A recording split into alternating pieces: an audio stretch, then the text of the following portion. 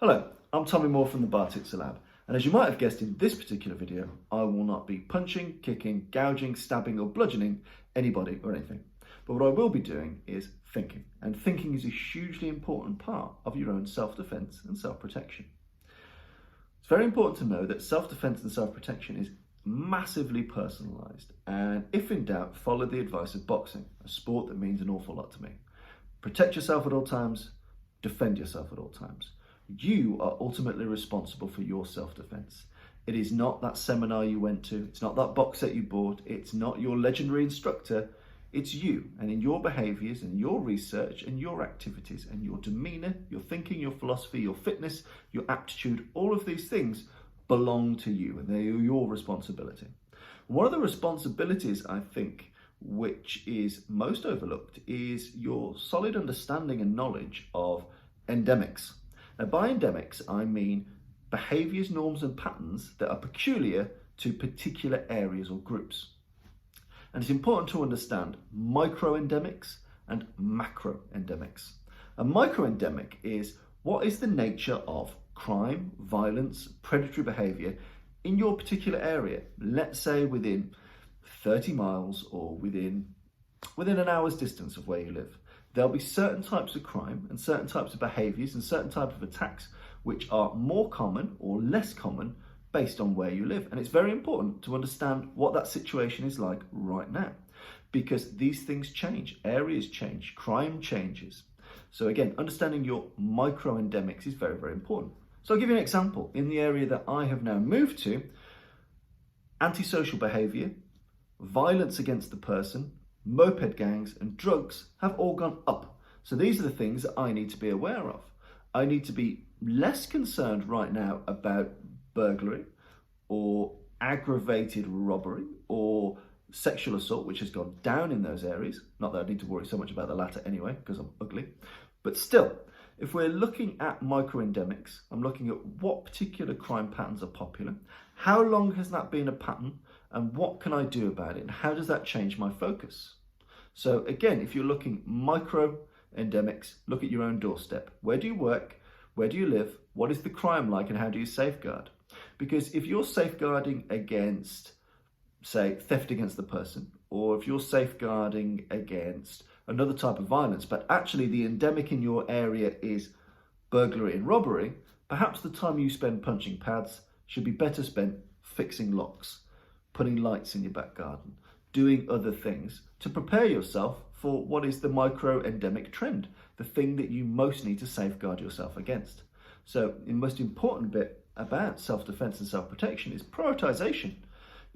We always talk about having mixed skill sets. You should be able to strike, you should be able to grapple, you should be able to use a blunt weapon, a bladed weapon, a firearm, you should be able to do self-triage, you should be able to do emergency first aid, you should be able to do evasive driving. You can extend self-defense and self-protection in lots of different ways.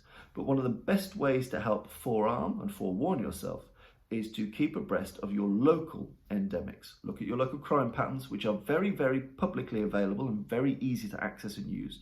So go away, look at your local area, what is endemic in that area, what types of crime happen, and then look at, is my current training, is my current level of preparation suitable for that micro environment? And if it isn't, perhaps the time you spend punching Bob in the face or the time you spend buying fancy knives off the internet is better spent lock fitting, light fitting, avoiding this area and that area, keeping yourself abreast and aware of everything that's going on in your local environment. Because if you spend 95% of your time between home and work, you need to make your self-protection hyper-personalized to those areas, because crime will be very different there to where it might be somewhere else in the country, and it will certainly be very different to how crime might be somewhere else in the world. Then you need to keep abreast of the macro-endemics. So if you imagine your micro-endemics is your local village, your local town and the surrounding areas. Your macro-endemics could encompass the entire country. And so again, you look at macro-endemics across the UK, for example. Homicide is up. Homicide is up. There was 349 knife assaults last year. So the knife assaults are settling in the middle, but what has massively increased is threats to kill offences with a knife, which has sharply increased by 22%. So if there's been a 22% increase in the UK in the use of knives in a threat to kill offence, then surely you'd start to look at that and say, right, am I safeguarding myself, my awareness, my training around an increased chance of having a threat to kill with a knife? What does that mean? That might mean you practice your dialogue in those situations. It might mean you change your everyday carry. It might mean that you start to practice your defences from a knife being here, up in your throat, or you being slammed against the wall, or you being ambushed in a way which is matching threats to kill offences with a knife. 22% is a significant bounce. It's a significant figure. So again, when you look at prioritising your self-defence and self-protection in the UK, if we can see that 22% increase, our prioritisation of defences against that would make a lot of sense to focus on. You know, I had a video which came out a couple of weeks ago, and it was on about, in winter, start training in your coat, in your jacket, in your boots. Don't think you're training in street clothes when you go in your jogging bottoms and a t-shirt. They may be street clothes, but they don't match what you're wearing in the actual street at this time of year for at least 6 months. So again, the endemics is not just the people and the trends and the crime patterns, but like I said in that video, it's looking at the weather, the clothing. What do you need to keep yourself safe? So micro and macro endemics are really, really important. That 22% is absolutely significant. In the same token, there has been a 9% decrease in the use of firearms and firearms offences. So you know now, if you've got your dial, if you're in control of your own self-protection, maybe we start to dial down the firearms a bit, and we start to dial up the threats to kill with a knife a bit. And then, importantly, data is fluid, so you need to stay on top of it. Even if every 3 months you check in and see what those trends are, it takes a while for the data to come through, but you should get a decent snapshot of how to prioritise and dial up or down your training, which is very important. So micro endemics, macro endemics, very important. What is the local picture of crime, the bigger picture of crime? It's not just about reading the crappy newspapers, it's not just looking at the headlines, it's looking at the figures. Specifically what type of assaults and crime and methodologies are being used in your area right now and in the places you're likely to be. And by the same token, if you're traveling abroad, if you're going on holiday, if you're going away for business, look at the endemics of that area. Self-defense right now here might be very different to how it might be if I visited Serbia or Tokyo or New York. They'll have different types of crime which will affect you in different types of ways. So again, protect yourself at all times, defend yourself at all times is also about looking at the endemics of areas you'll be going to. Now obviously that bears much less importance than the place you are 95% of the time. You know, where you are 95% of the time should match equivalently that type of training. You need to be ready for the most likely scenario. But by the same token, if you're looking at traveling abroad, working abroad, look at the local endemics, look at the macro and micro endemics, and make sure you are training, or you're at least mentally prepared for that. You're mentally prepared for a type of crime to be up. Yeah. You don't really need to worry about types of crime going down, but as soon as you see an unusual spike, that's when you need to pay attention, because success breeds success. If a criminal has seen success, and by success I mean money, in a certain area, that will spread, that will proliferate. They will talk about that. That will become commonplace. So, you know, when you're looking at a 22% increase in threats to kill offences with a bladed article, that's a significant figure that you need to be aware of and you need to accommodate for if you're paying proper attention to micro and macro endemics. The second thinking exercise, which is well worth doing, is something I call the evisceration drill. The evisceration drill is this. I get asked a lot, and I'm sure many other instructors do, on what would I do if, or what art should I learn if, and that debate has been done to death. But one of the exercises I take people through is, imagine someone who you hate more than anything else in the world. Imagine a man that has killed your mother, raped your dog, stolen your bacon sandwich, whatever the fuck it is, right? Imagine someone you hate with the utmost intensity. And in your mind, imagine beating that person to such a degree that they become a fleshy bunch of just blood and bone and muscle on the floor, a broken ruin. And imagine yourself doing that. Imagine the first intent is to just turn that thing into a bloody heap that's on the floor and entirely fucked over. You eviscerate that person. You're not fighting him, you're not defending him, you're not keeping yourself safe, you are eviscerating that person. That person, you are turning him into fibre. And if you're turning that person into fibre in your mind, what are you doing to that person? How are you hitting them? How are you grabbing them? What are you doing to them? And does that look different to many of the things that you train? When you imagine eviscerating a person, are you imagining throwing a crisp, clean 1-2? Are you imagining, pulling guard, getting into a triangle choke, doing this, doing that? You're probably not. You're imagining some very small, select, horrible, primal, nasty shit. As soon as you start to think about evisceration drills, what would I do? Just turn that person into a bloody lump of flesh on the floor. What would I do? As soon as you've got that and you use your normal brain, you don't use your martial arts brain, use your normal brain to imagine how you might do it, you start to get a good picture of how you would naturally react to extreme violence. What would you do if you needed to inflict extreme violence? And the pattern you have in your brain, what your brain tells you to do to eviscerate that person, is often very different for what you train to do and what you think you'll do.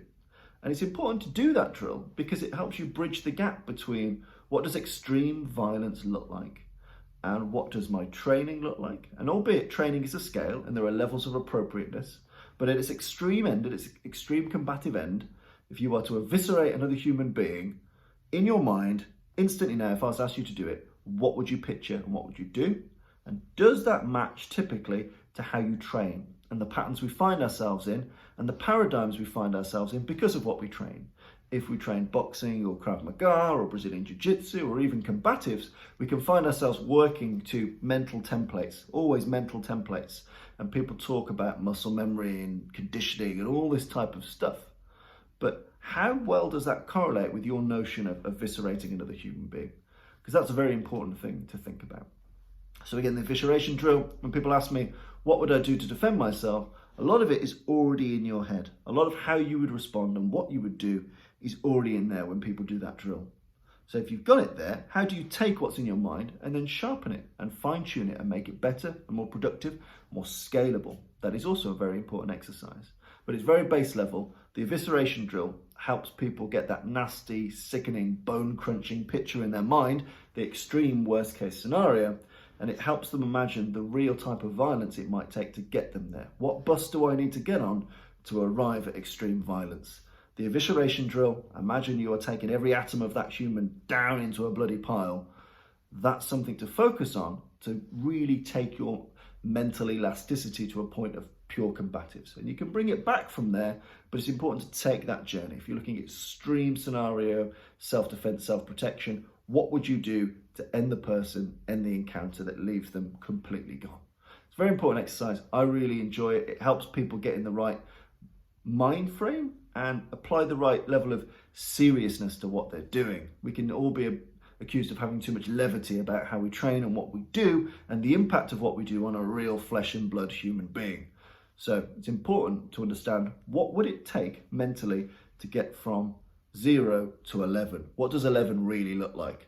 What does 11's complete evisceration of another person look, feel, sound, smell like? Put it in your mind and you'll soon see that many of the things you train just don't match that picture, don't match how you would need to go about things to get the job done. So evisceration drills, very important as a bit of a checker to make sure that your training is matching the realities of extreme violence, which looks and sounds very strange for me sat here in tweed in an armchair, but it is important. And while often we can't train with each other nowadays because of restrictions and COVID, those types of drills just help keep you mentally sharp as much as blasting the bags, blasting the pads, doing some illegal training will do. Those mental exercises on endemics and on evisceration is very important.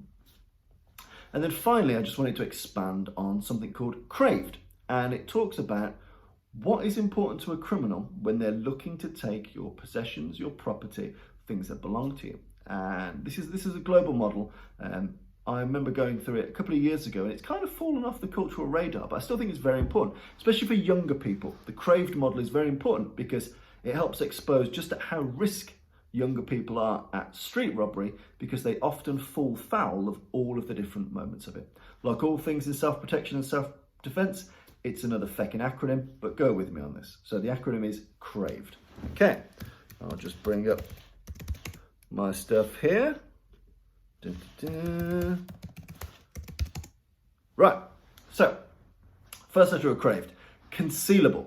When someone is looking to steal something from you, be it your wallet or your phone or your watch or something like that, an important factor is, can I conceal it? Once I've taken it, can I put it in my pocket? Can I put it in my trouser leg? Can I easily get it in my car? Can I easily get it on a mode of transport? So small and valuable is very, very important.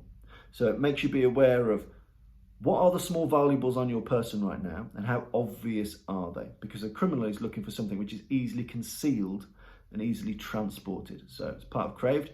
Is it concealable? Can they take it and hide it? Take it and transport it. The second, the R, is it removable? Can I easily get it off you? Now, watch, dead easy. Wallet, dead easy. Phone, dead easy. There are things that are in your house and things that people would burgle, which are much harder. So again, things that are removable from your person are always at risk. And so the things that are most at risk, you need to put in the safest possible place on your person. You know, do you have the watch poking out of your sleeve or under your sleeve? You know, are you going to choose one with a slightly tighter strap so it comes under the length of my sleeve? These are things, you know, people, as soon as they see an item which is concealable, they can hide it, and it's removable, I can take it off you, it starts to get more and more compelling. And the criminal will move their way through CRAVED in a dynamic risk assessment. Does it match the CRAVED acronym? If it does, odds are it's very desirable. So third is available.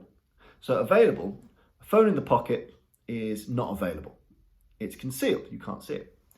A phone that is in your hand as you walk down the street, a watch which is on your arm as I ask you the time, all of these things suddenly become available because they're out in the space. They're out in the physical no man's land. As soon as it's out there, it's available for me to snatch, grab, see, engage with in some way.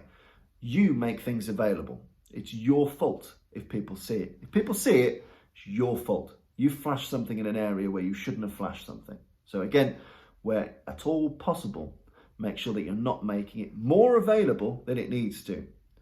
Don't hold it out and look at Google Maps. Look at the map, remember the map, only look at it again in 5 minutes time. You don't need to be looking at the map the entire time. So again, making sure that you don't make things too readily available, and that means don't take them out of your own personal concealment. Okay. Valuable. They're looking for things that are valuable, that things that have resale value, things that can help them generate profit, kudos, prestige, all of these things. It needs to have value.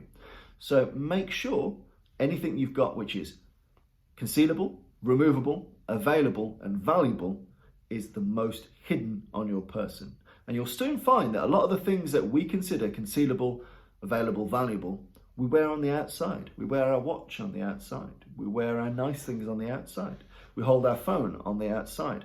And you start to see how much of an advert you are for people. Enjoyable is the E part of that particular CRAVED acronym. People must want to have it, so it must be an in-demand item. Nobody wants a Nokia 3210.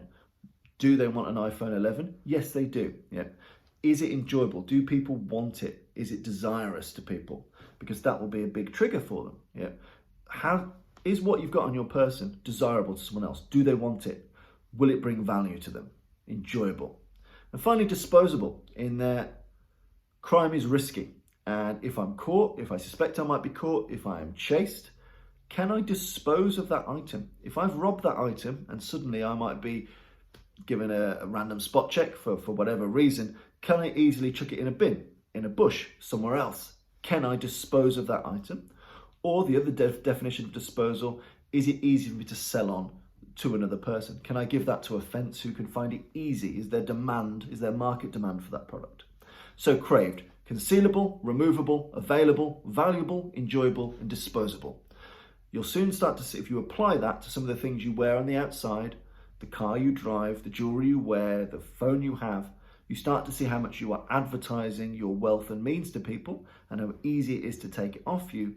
And you should really apply, how do I start to take things away from that CRAVED acronym? So whilst my watch is removable, I will make it sure it's not available. And I'll make sure it's not available by making sure it's hidden under my sleeve. Whilst my phone might be enjoyable and disposable, I'll make sure that it's highly concealable. I'll make sure that it's hidden well within an inner pocket, and I won't take it out for superfluous needs. So again, applying CRAVED to what you wear and what you do, and taking away as many of those letters as possible safeguards you against theft and crime. And it's important to take young people through those natures of crime.